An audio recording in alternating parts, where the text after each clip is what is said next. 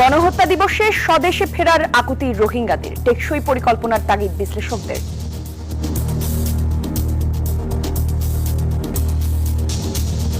সম্পর্কের সাথে কিছু যোগাযোগ রেখে একটা বলা চলে যে মাল্টিফ্যাসেটেড ডিপ্লোমেসির প্রয়োজন, যেটা এখন এই মুহূর্তে নেই।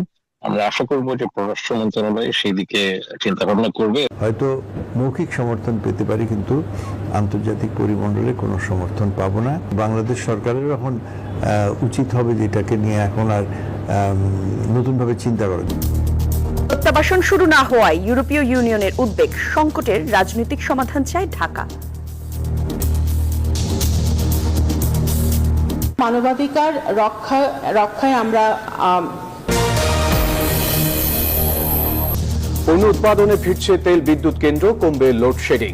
দেশের সারের সংকট নেই, জানালেন তথ্য উপদেষ্টা।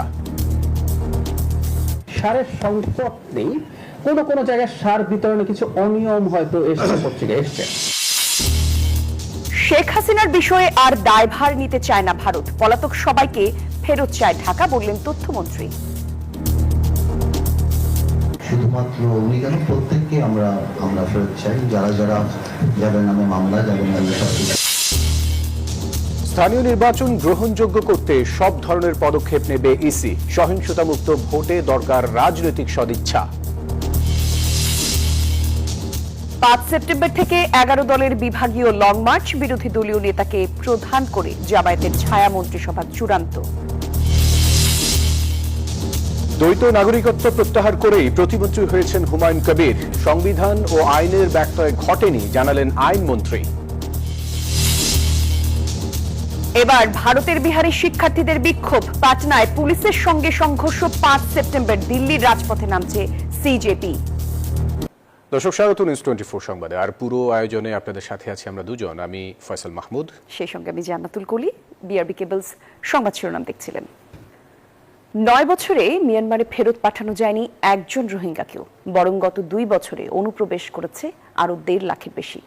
বিশ্লেষকরা বলছেন সহসাই এ সংকট সমাধান করা সহজ হবে না। তাদের মতে রোহিঙ্গা প্রত্যাবাসনে প্রয়োজন সুদূর প্রসারী এবং টেকসই পরিকল্পনা। বিস্তারিত জানাচ্ছেন শাহ আলী জয়। গণহত্যা থেকে প্রাণে বাঁচতে 2017-র 25 আগস্ট থেকে বাংলাদেশের সীমানায় আছড়ে পড়ে রোহিঙ্গাদের ঢল। মিয়ানমারের রাখাইন রাজ্য থেকে কক্সবাজারের টেকনাফ আর উখিয়ায় আশ্রয় নেয় 7.5 লাখের বেশি রোহিঙ্গা। দীর্ঘ এই সময়ে নানা রকমের আশ্বাস, উদ্যোগ আর পরিকল্পনার কথা শোনা গেলেও বাস্তবতা হলো অনুপ্রবেশ হওয়া একজন রোহিঙ্গাও ফিরে যেতে পারেনি নিজ দেশে। 4 বছর ঈদের সময় যেন ওনার বাড়ির মধ্যে তাই ইউনিটি 71 শুরুতে বাস্তুহারা এই জনগোষ্ঠীর সহায়তায় নানা আন্তর্জাতিক ও বৈশ্বিক সংস্থার উদ্যোগ দেখা গেলেও সময় যতই গড়িয়েছে সহায়তার পরিমাণ কমে এসেছে, চাপ বেড়েছে বাংলাদেশের ওপর। প্রশ্ন উঠেছে, রোহিঙ্গা প্রত্যাবাসনে সফলতা নেই কেন? এই মুহূর্তে বাংলাদেশের তুলনায় মায়ানমার আন্তর্জাতিক পরিমণ্ডলে অনেক বেশি ইম্পর্টেন্ট। ভারত, মার্কিন যুক্তরাষ্ট্র, রাশিয়া, চায়না কারোর কাছ থেকেই হয়তো মৌখিক সমর্থন পেতে পারি, কিন্তু আন্তর্জাতিক পরিমণ্ডলে কোনো সমর্থন পাবো না। বাংলাদেশ সরকারের এখন উচিত হবে যেটাকে নিয়ে এখন আর নতুনভাবে চিন্তা করা। সম্পর্কের সাথে কিছু যোগাযোগ রেখে একটা বলা চলে যে মাল্টিফ্যাসেটেড ডিপ্লোমেসির প্রয়োজন, যেটা এখন এই মুহূর্তে নেই। আমরা আশা করব যে পররাষ্ট্র মন্ত্রণালয় সেই দিকে চিন্তা ভাবনা করবে। আশ্রিত রোহিঙ্গাদের সামনে অনিশ্চিত জীবন, অন্তহীন হতাশার সুযোগে জনবহুল ক্যাম্পগুলো হয়ে উঠেছে অপরাধের অভয়ারণ্য। গত 9 বছরে 300-র মতো হত্যাকাণ্ড ঘটেছে আশ্রয় শিবিরগুলোতে। আধিপত্য বিস্তার, টার্গেট কিলিং, অপহরণ, মাদক চোরাচালানের মতো ঘটনায় জড়িত আছে ক্যাম্পগুলোর 10টি সশস্ত্র গোষ্ঠী, যা চিন্তায় ফেলেছে স্থানীয় প্রশাসন এবং উন্নয়ন সহযোগীদের। এই যে অস্ত্রের আনাগোনা আমাদের সীমান্ত দিয়ে, এবং এটির কোন সময় শোনা যায় যে প্রশিক্ষণও থাকতে পারে আমাদের গহীন জঙ্গলে, কক্সবাজার এলাকায়। যতদিন পর্যন্ত এখানে দারিদ্র্য থাকবে, ভবিষ্যৎ সম্বন্ধে যখন তাদের এই অনিশ্চয়তা থাকবে, সেখানে বিভিন্ন সন্ত্রাসী গোষ্ঠী হতে পারে এবং তাদের অনেকের মধ্যে এখন এটা জেনুইনলি একটা দাবি থাকতে পারে যে আমরা মায়ানমার সরকারের বিরুদ্ধে বা আরাকান আর্মির বিরুদ্ধে রুখে দাঁড়াবো। বর্তমানে উখিয়া এবং টেকনাফের 33টি আশ্রয় শিবিরে নিবন্ধিত ও অনিবন্ধিত মিলিয়ে মোট রোহিঙ্গার সংখ্যা 14 লাখেরও বেশি। শাহ আলী জয়, নিউজ 24, ঢাকা। রোহিঙ্গা প্রত্যাবাসন এখনও শুরু না হওয়ায় গভীর উদ্বেগ প্রকাশ করেছেন ঢাকায় নিযুক্ত ইউরোপীয় ইউনিয়নের রাষ্ট্রদূত মাইকেল মিলার। সকালে ঢাকা বিশ্ববিদ্যালয়ে এক অনুষ্ঠানে এই উদ্বেগের কথা জানান তিনি। আয়োজনে বাংলাদেশের সঙ্গে ভবিষ্যৎ সম্পর্কের নানা দিক তুলে ধরেন মাইকেল মিলার। তিনি জানান, রোহিঙ্গাদের পাশাপাশি কক্সবাজারের স্থানীয় জনগোষ্ঠীর স্বার্থ বিবেচনায় রাখছে ইইউ। নির্বাচনের পর বাংলাদেশের সম্ভাবনার নতুন দুয়ার খুলেছে বলেও মন্তব্য করেন তিনি।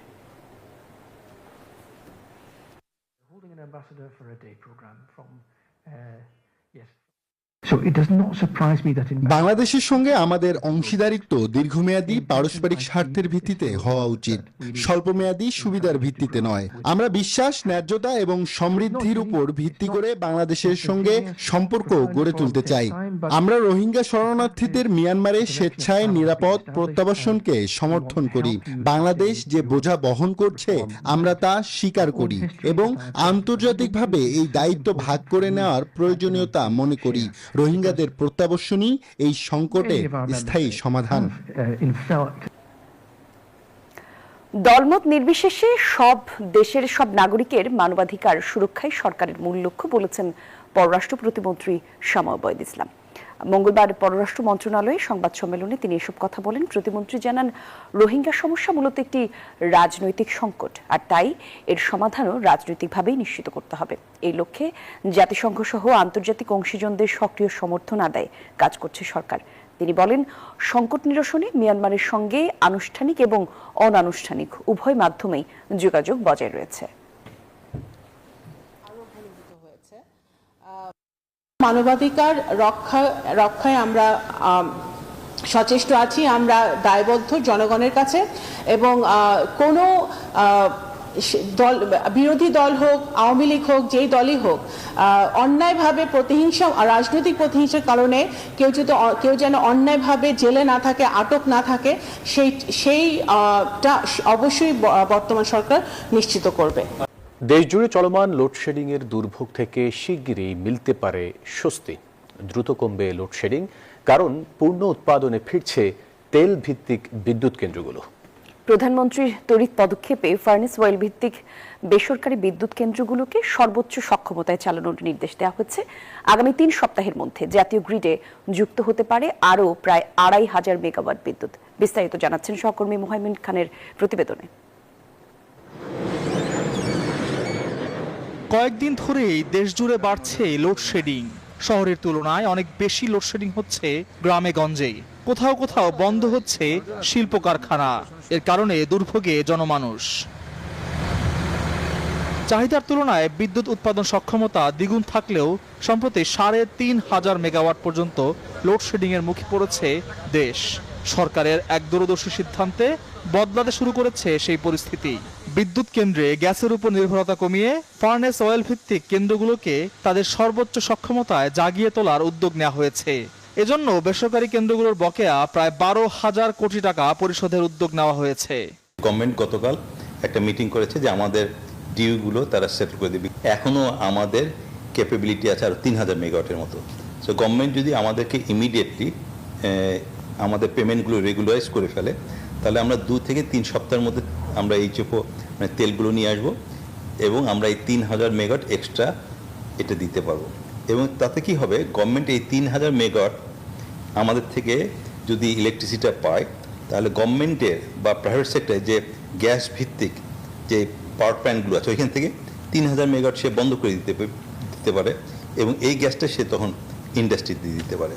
আন্তর্জাতিক বাজারে এলএনজির দাম যেমন বেড়েছে, তেমনি মধ্যপ্রাচ্যে চলমান উত্তেজনায় এলএনজি সরবরাহ দেখা দিয়েছে চরম অনিশ্চয়তা। স্পট মার্কেটে টেন্ডার করেও কাঙ্ক্ষিত সময়ে মিলছে না এলএনজি। এমন পরিস্থিতিতে এলএনজির চেয়ে ফার্নেস অয়েল দিয়ে বিদ্যুৎ উৎপাদন এখন তুলনামূলক সাশ্রয়ী বিকল্প। তাই বিদ্যুৎ কেন্দ্রে গ্যাসের উপর নির্ভরতা কমিয়ে ফার্নেস অয়েলের ব্যবহার বাড়ানোয় জোর দিচ্ছেন নীতি নির্ধারকরা। আর বিদ্যুৎ খাত থেকে সাশ্রয় হওয়া গ্যাস সরবরাহ করা হবে গ্যাস সংকটে ধুঁকতে থাকা শিল্প খাতে। বিদ্যুৎ কেন্দ্রে গ্যাস কমিয়ে শিল্প খাতে সরবরাহ বর্তমান পরিস্থিতিতে বাস্তবসম্মত বলছেন জ্বালানি বিশেষজ্ঞ অধ্যাপক ম তামিম। এছাড়া বকেয়া মিটিয়ে 2500 মেগাওয়াটের তেল ভিত্তিক কেন্দ্রগুলো চালু করলে বিদ্যুৎ সরবরাহ বাড়বে বলছেন তিনি। আর কয়লা ভিত্তিক কেন্দ্রগুলোকে নিরবিচ্ছিন্নভাবে অন্তত 80% সক্ষমতায় চালানো জরুরি মনে করেন এই বিশেষজ্ঞ।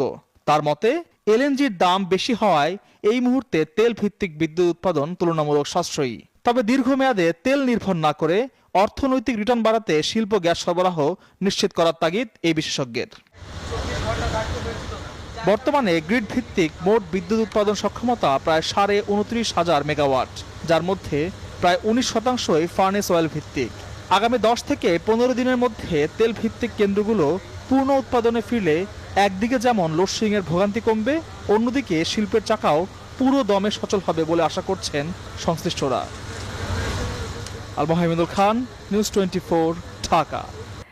দেশে সারের কোনো সংকট নেই, বিদ্যুৎ জ্বালানির সমস্যা সমাধানের চেষ্টা করছে সরকার, জানিয়েছেন প্রধানমন্ত্রীর তথ্য উপদেষ্টা ডক্টর জাহিদুর রহমান। সকালে সচিবালয়ে সাপ্তাহিক ব্রিফিংয়ে এসব কথা জানান তিনি। কোনো জায়গায় সার বিতরণে কিছু অনিয়ম হয়তো এসছে, পত্রিকায় এসছে, আমরা খেয়াল করেছি এবং সেটার জন্য সরকার খুব দ্রুত ব্যবস্থাও নিচ্ছে। সেখানে দায়িত্বপ্রাপ্ত যিনি আছেন, সেটা কৃষি বিভাগের হোক, সেটা প্রশাসনের হোক, বদলি করা হয়েছে।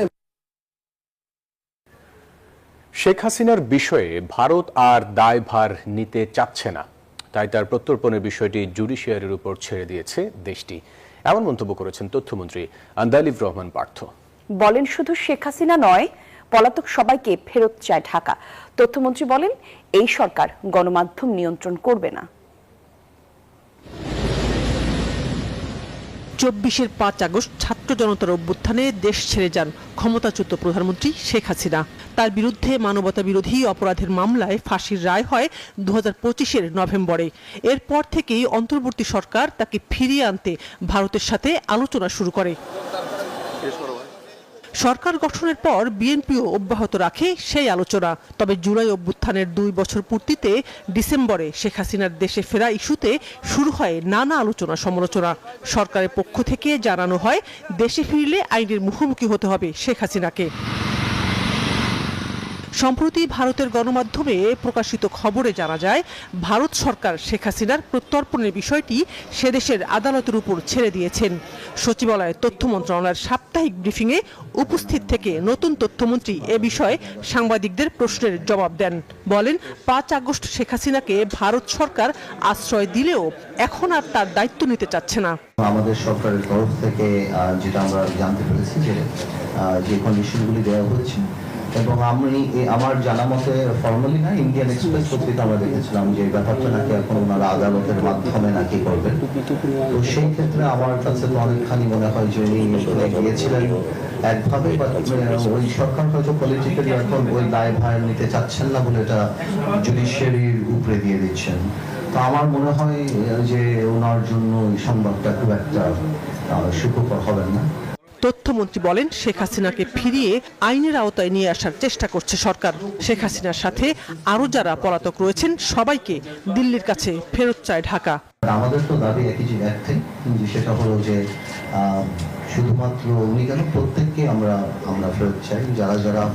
যাদের নামে মামলা, যাদের নামে সবকিছু, বাংলাদেশের জায়গা থেকে আমরা চাই যাতে করে এই জুলাই আন্দোলন থেকে আরম্ভ করে এর আগেও যে ঘটনাগুলি, সেগুলির সঠিক বিচার হবে। তো সেইভাবেই আমার ধারণা এখন চলছে। এদিকে আরেক প্রশ্নের জবাবে তথ্যমন্ত্রী বলেন, এই সরকার গণমাধ্যমকে নিয়ন্ত্রণ করতে চায় না, যা গেল 6 মাসে প্রমাণ হয়েছে। আপনাদের আমাদেরকে সহযোগিতা করতে হবে। সানাদি ইয়াসমিন, নিউজ 24, ঢাকা। মহানবী হযরত মুহাম্মদ সাল্লাল্লাহু আলাইহি ওয়াসাল্লামের জীবন এবং আদর্শ অনুসরণ করে শান্তিপূর্ণ, ন্যায়ভিত্তিক এবং কল্যাণমুখী সমাজ গড়ে তোলার আহ্বান জানিয়েছেন প্রধানমন্ত্রী তারেক রহমান। পবিত্র ঈদে মিলাদুন্নবী উপলক্ষে দেয়া বাণীতে এই আহ্বান জানান তিনি। সরকার প্রধান বলেন, মহানবীর শুভ আগমন মানব সভ্যতার ইতিহাসে এক অনন্য এবং মহিমান্বিত ঘটনা। তার আবির্ভাব মানুষের জন্য সত্য এবং আলোর এক নতুন দিগন্ত উন্মোচন করেছিল। তার আদর্শ অনুসরণ করে ব্যক্তি, পরিবার, সমাজ এবং রাষ্ট্রীয় জীবনের ন্যায় এবং মানবিক মূল্যবোধ প্রতিষ্ঠার আহ্বান জানিয়েছেন প্রধানমন্ত্রী।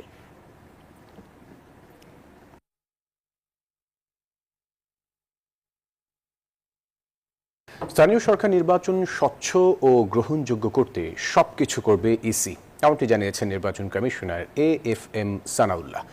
সহিংসতামুক্ত ভোট করতে চাইলে রাজনৈতিক দলগুলোর সদিচ্ছাও জরুরি।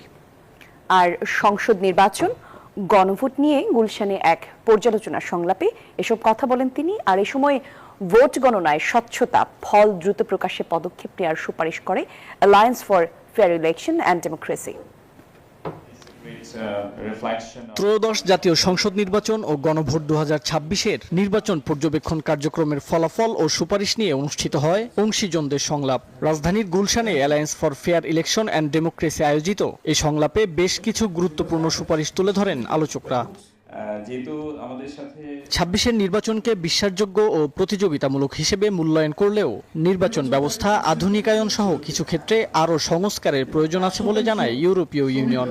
Election as really credible, competently managed, and also identify some areas for improvement. So this electoral cycle was really remarkable. Observer 67% কেন্দ্রে এক্সেস ছিল না,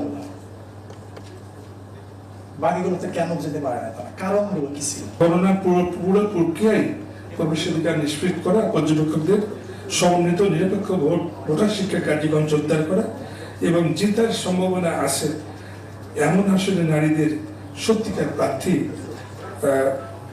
যেন দেওয়া হয়। নির্বাচন কমিশন ও 26-এর ভোট নিয়ে মিশ্র প্রতিক্রিয়া জানান উপস্থিত সংসদ সদস্যরা। কোন জায়গায় প্রিজাইডিং অফিসাররা এজেন্টদের কাছ থেকে আগেই সিগনেচার নিয়েছেন, তাদেরকে এই সেই বুঝাই। আর প্রধান নির্বাচন কমিশন জেলা পর্যায়ে অনেক থেকে তারা নিরপেক্ষ ছিল না। নারী জনপ্রতিনিধি আমাদের বাংলাদেশে আরো বৃদ্ধি পাবে।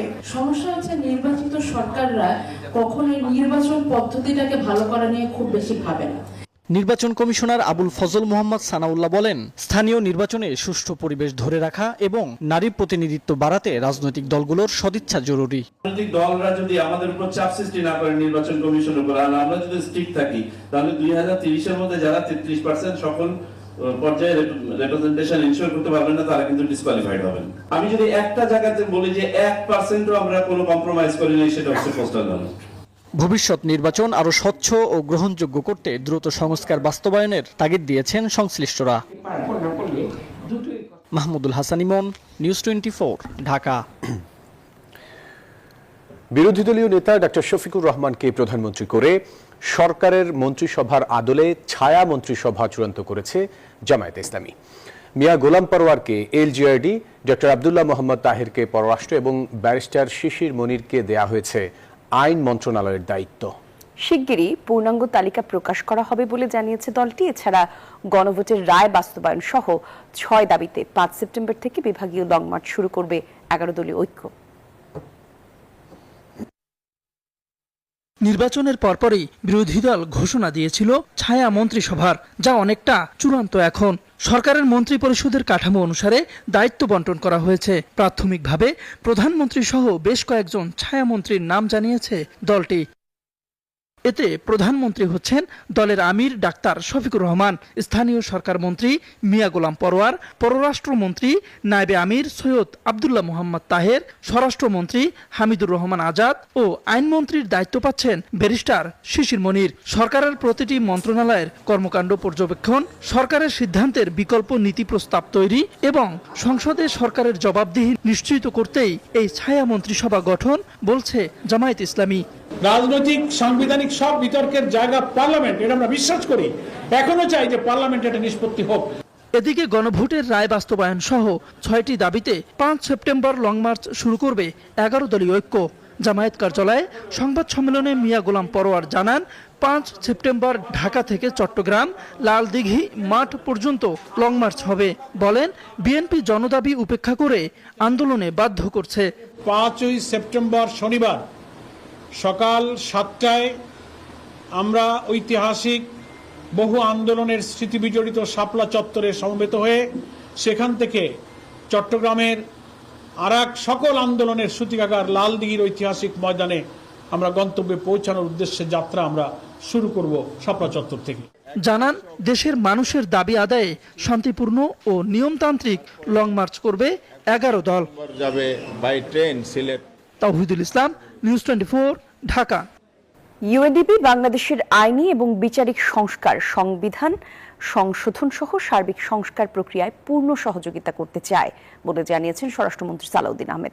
সকালে সচিবালয়ে স্বরাষ্ট্র মন্ত্রণালয়ে ইউএনডিপির আবাসিক প্রতিনিধি স্টিফেন রড্রিগেজ সৌজন্য সাক্ষাৎ করে এই সহযোগিতার কথা জানান। মন্ত্রীর সঙ্গে বৈঠকে রোহিঙ্গা শরণার্থীদের সহায়তা, পুলিশের সামর্থ্য বৃদ্ধি, গুজব এবং অপতথ্য রোধে প্রাতিষ্ঠানিক এবং প্রযুক্তিগত সহায়তা নিয়েও আলোচনা হয়। এছাড়া আলোচনায় উঠে আসে প্রস্তাবিত জাতীয় মানবাধিকার কমিশন আইন এবং গুম প্রতিরোধ, একই সাথে প্রতিকার আইন সহ পারস্পরিক স্বার্থ সংশ্লিষ্ট বিভিন্ন বিষয়।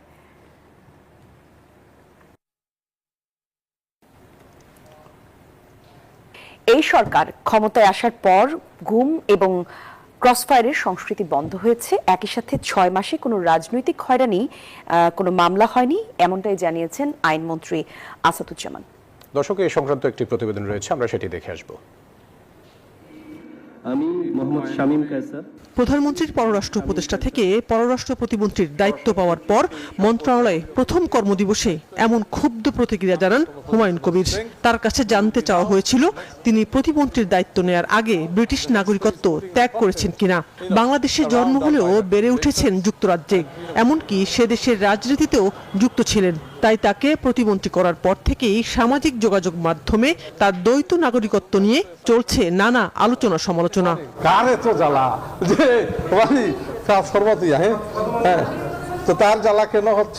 ঘটনার একদিন পর বিষয়টি পরিষ্কার করলেন আইনমন্ত্রী। সচিবালয়ে ব্রিফিংয়ে তিনি জানান, সাংবিধানিকভাবেই হুমায়ুন কবিরকে নিয়োগ দেওয়া হয়েছে।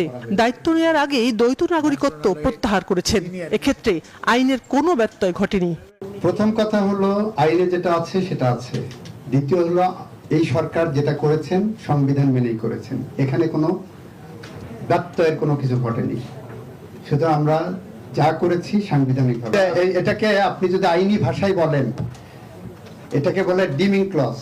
যখন শপথ দেওয়া হয়েছে আমরা সাংবিধানিকভাবে দিয়েছি। অপর এক প্রশ্নে আইনমন্ত্রী দাবি করেন, বিএনপি সরকার ক্ষমতায় আসার পর গুম ও ক্রসফায়ারের সংস্কৃতি এবং রাজনৈতিক মামলা বন্ধ হয়েছে। একটা পুলিশ বাদী হয়ে রাজনৈতিক মিথ্যা মামলা এখন পর্যন্ত আমরা কোনো থানায় দেখি নাই। পুলিশ বাদী হয়ে এখানে গুমের সংস্কৃতি বন্ধ করা হয়েছে, ক্রসফায়ারের সংস্কৃতি বন্ধ করা হয়েছে, পলিটিক্যাল পারসিকিউশনের সংস্কৃতি বন্ধ করা হয়েছে। আমরা এই প্রক্রিয়ার মধ্য দিয়ে মানুষের কাছে মানবাধিকার, মৌলিক অধিকার, ন্যায় বিচার, আইনের শাসন নিশ্চিত করার জন্য বদ্ধপরিকর। এর আগে ঝুঁকিপূর্ণ জনগোষ্ঠীর আইনগত সহায়তার জন্য আইন ও সমাজ কল্যাণ মন্ত্রণালয়ের মধ্যে চুক্তি স্বাক্ষরিত হয়। এখন সমঝোতা স্মারকে। সানাজি ইয়াসমিন, নিউজ 24, ঢাকা। সাবেক ভূমিমন্ত্রী সাইফুজ্জামান চৌধুরী জাবেদের বিরুদ্ধে 141 কোটি টাকা পাচারের অভিযোগে আরো 3টি মামলা করেছে দুর্নীতি দমন কমিশন। এ নিয়ে জাবেদ ও তার সহযোগীদের বিরুদ্ধে 600 কোটি টাকা লোপাটের অভিযোগে 33টি মামলা করল দুদক। এদিন সাবেক ডেপুটি স্পিকার শামসুল হক টুকুর ছেলের বিরুদ্ধেও মামলা করেছে সংস্থাটি। দুর্নীতির বরপুত্র হিসেবে পরিচিত পতিত আওয়ামী লীগ সরকারের সাবেক ভূমিমন্ত্রী সাইফুজ্জামান চৌধুরী জাবেদ ইসলামী ব্যাংক থেকে সিমেন্ট তৈরির কাঁচামাল কিনতে এবার ঋণের নামে 500 কোটি টাকা আত্মসাতের অভিযোগ উঠেছে তার বিরুদ্ধে। এই বিপুল অর্থের মধ্যে প্রায় 141 কোটি টাকা উত্তোলন করে ইউকে, ইউএসএ ও ইউএই সহ একাধিক দেশে পাচারের প্রমাণ পেয়েছে দুদক। এই ঘটনায় মঙ্গলবার দুদক জাবেদ সহ মোট 29 জনের বিরুদ্ধে পৃথক 3টি মামলা করে। 27টি ডিলের মাধ্যমে 141 কোটি 20 লক্ষ টাকা উত্তোলনপূর্বক বিভিন্ন ব্যাংকে স্থানান্তর, হস্তান্তর, রূপান্তর করার প্রেক্ষিতে বিভিন্ন দেশে পাচারের অভিযোগে অনুসন্ধানে প্রাথমিক সত্যতা প্রমাণ পাওয়ায় দুর্নীতি দমন কমিশন আজকে 3টি মামলা দায়েরের সিদ্ধান্ত দিয়েছেন। এছাড়া সাবেক স্বরাষ্ট্রমন্ত্রী শামসুল হক টুকুর ছেলে ও পাবনার বেড়া পৌরসভার সাবেক মেয়র SM আসিফ শামসের বিরুদ্ধে সম্পদ বিবরণী জমা না দেয়ায় আরও একটি মামলা করেছে দুদক। সম্পদ বিবরণী দাখিলের জন্য বলা হয়েছিল, সম্পদ বিবরণী দাখিলের নোটিশ জারি করা হয়েছিল। ওনারা নির্দিষ্ট সময়ে সম্পদ বিবরণী দাখিল করেননি বিধায় তার বিরুদ্ধে আজকে নন সাবমিশনে একটা মামলার অনুমোদন করেছেন কমিশন। এদিন দুদকের মানি লন্ডারিং শাখার মহাপরিচালক মোকাম্মেল হককে সরিয়ে প্রতিরোধ শাখায় বদলি করা হয়েছে। বদরুল আলম শাওন, নিউজ 24, ঢাকা। দর্শক, এ পর্যায়ে জানাবো আন্তর্জাতিক খবর। ভারতের বিহারে বিপিএসসি পরীক্ষা বাতিলের দাবিতে বিক্ষোভ আরও তীব্র হয়েছে। মঙ্গলবার পাটনায় বিক্ষোভকারীদের সঙ্গে পুলিশের সংঘর্ষ হয়। বিপিএসসি কর্তৃপক্ষ ও প্রশাসন অনিয়মের অভিযোগ অস্বীকার করেছে। এদিকে 5 সেপ্টেম্বর দিল্লির রাজপথে নামার ঘোষণা দিয়েছে ককরোচ জনতা পার্টি সিজেপি, যার নেতৃত্ব দেবেন নিট ক্ষতিগ্রস্ত শিক্ষার্থীদের পরিবারের সদস্যরা। দিল্লির রাঁচির পর প্রশ্ন ফাঁস নিয়ে উত্তাল পাটনা। মঙ্গলবার রাজ্যপালের সরকারি বাসভবনের দিকে অভিযানের ডাক দেন আন্দোলনকারীরা। ৭০তম বিহার পাবলিক সার্ভিস কমিশনের পরীক্ষার অনিয়ম ও প্রশ্ন ফাঁস হয়েছে বলে অভিযোগ তাদের। এর নিরপেক্ষ তদন্ত এবং পরীক্ষা বাতিলের দাবি জানান আন্দোলনরতরা। পুলিশ ব্যারিকেড দিয়ে মিছিল আটকে দেওয়ার চেষ্টা করে।